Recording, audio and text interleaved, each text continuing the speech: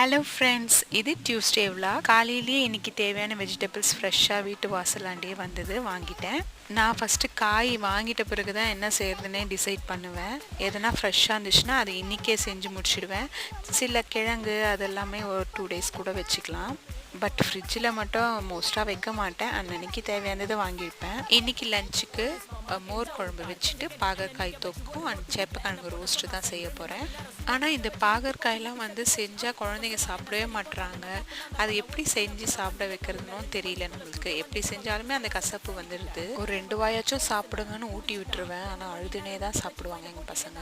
ஈவினிங்க்கு மேலே கொஞ்சம் ஃப்ரூட்ஸ் வாங்க வேண்டியது இருந்தது, வாங்கின்னு வந்துட்டேன். நைட்டு டின்னருக்கு சப்பாத்தியும் கேப்சிகம் கிரேவியும் தான் செஞ்சேன். பன்னீர் பட்டர் மசாலா செய்யறதுக்கு பதில் அந்த பன்னீர் பதில் கேப்சிகம் போட்டுருவேன். இது கூடவே கூட பன்னீர் போட்டாலும் நல்லா டேஸ்ட்டாக தான் இருக்கும்.